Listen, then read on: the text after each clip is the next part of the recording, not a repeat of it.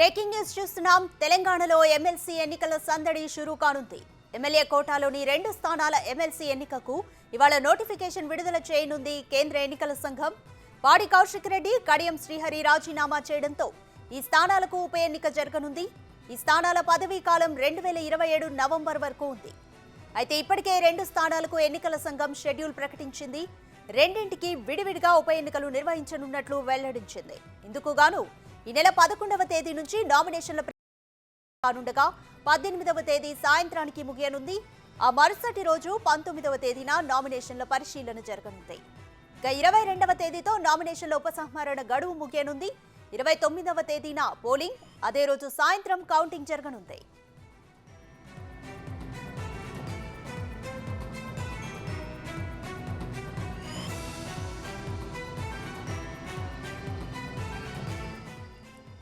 ఈ 2 స్థానాలను కాంగ్రెస్ కైవసం చేసుకునే అవకాశం ఉంది. 2 స్థానాలకు విడివిడిగా ఎన్నికలు జరగనుండడంతో శాసనసభ్యుల బలాబలాల మేరకు 2 సీట్లను కాంగ్రెస్ సొంతం చేసుకునే ఛాన్స్ ఉంది. సిపిఐతో కలిపి కాంగ్రెస్ కు 65 మంది బలం ఉండగా బీఆర్ఎస్ కు 39 మంది మాత్రమే ఉండడంతో 2 స్థానాలను హస్తం పార్టీ కైవసం చేసుకునే అవకాశం కనిపిస్తోంది.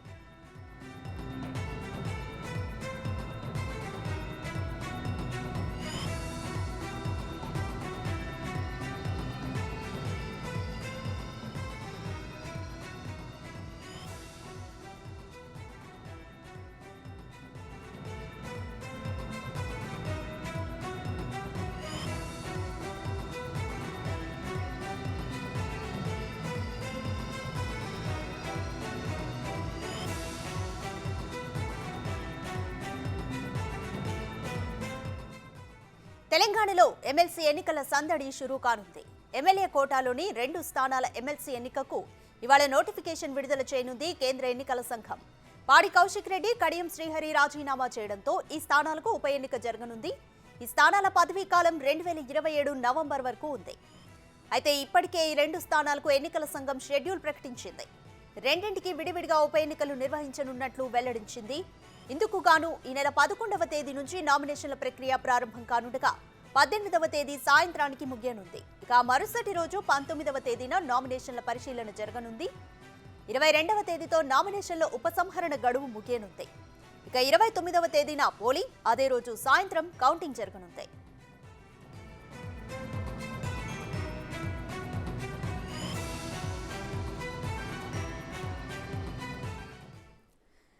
కంప్లీట్ డీటెయిల్స్ మా ప్రతినిధి సైదులు అందిస్తారు. సైదులు, ఎమ్మెల్యే కోటాలోని 2 స్థానాల ఎమ్మెల్సీ ఎన్నికకు ఇవాళ నోటిఫికేషన్ విడుదల కానుంది. కంప్లీట్ డీటెయిల్స్ ఏంటి, షెడ్యూల్ ఏ విధంగా ఉంది?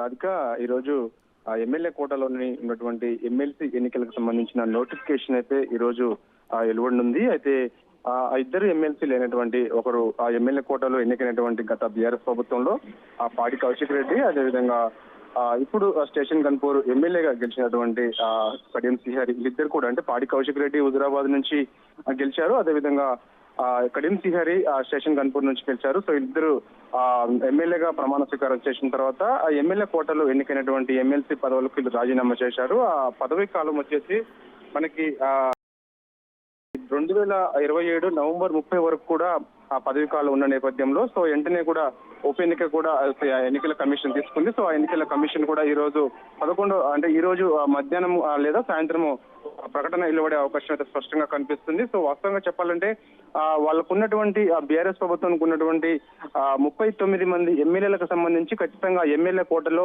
ఒక సీటు మాకు దక్కుతుందని చెప్పేసి కూడా భావించారు. కానీ ఆ ఎన్నికల సంఘం మాత్రం కొత్త నోటిఫికేషన్ విడుదల, గతంలో కంటే కూడా కొన్ని రూల్స్ చేంజ్ చేసి దాన్ని ఇప్పుడు మళ్ళా 2 సార్లు ఎన్నిక అయ్యే విధానాన్ని కూడా రూల్స్ తీసుకొచ్చి ఇప్పుడు ఆ ఎన్నికనే నిర్వహిస్తుంది. అయితే వాస్తవంగా చెప్పాలంటే ఆ 2 ఎన్నికలకు సంబంధించి ఒకేసారి కాకుండా విడివిడిగా కొనసాగుతున్న నేపథ్యంలో సో ఇప్పటికే కాంగ్రెస్ పార్టీకి 64 ఎమ్మెల్యే సీట్లు ఉండగా ప్లస్ దాని పొత్తులో భాగంగా ఉన్నటువంటి కొత్తగూడెం ఎమ్మెల్యే అయినటువంటి సిపిఐ కూడా పొత్తులో భాగంగా 65 ఎమ్మెల్యే కాంగ్రెస్ పార్టీకి ఉన్నాయి కాబట్టి ఎమ్మెల్యే సీట్లు. సో ఇక విడివిడిగా నిర్వహించడం వల్ల వీళ్ళందరూ కూడా ఎవరైతే ఎమ్మెల్యే కోటాలో ఎమ్మెల్సీ అభ్యర్థి ఉంటారో వాళ్ళందరూ కూడా ఓటు హక్కు వినియోగించుకుంటారు.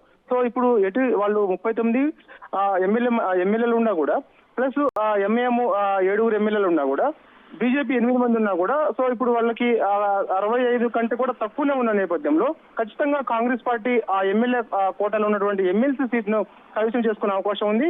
సో 2 దఫాలుగా ఎన్నిక నిర్వహిస్తారు కాబట్టి ఖచ్చితంగా అది ఈసారి 2 ఎమ్మెల్సీలు కూడా కాంగ్రెస్ ఖాతాలోనికే వచ్చే అవకాశం కనిపిస్తుంది. సో సాయంత్రానికి నోటిఫికేషన్ వచ్చే అవకాశం ఉంది. సో ఇక దానికి సంబంధించిన ఈ నెల 18 సాయంత్రం అంటే 18వ తేదీ సాయంత్రం వరకు కూడా నామినేషన్ల ప్రక్రియ ముగుస్తుంది. 19వ తేదీన నామినేషన్ల పరిశీలన ఉంటుంది. 22 తేదీన ఉపసంహరణకు గడువు ఉంటుంది. ఈ నెల 29న ఆ ఎన్నికలు నిర్వహిస్తుంది. సో ఇదేమైనా సరే ఇప్పటికే ఎట్లాగో ఓడిపోతామని చెప్పి భావించినటువంటి బీఆర్ఎస్ ఇక ఆ ఎన్నికకు సంబంధించి దూరంగా ఉండాలని చెప్పేసి కూడా భావిస్తుంది. Radhika. Right, thanks for the update Saidulu.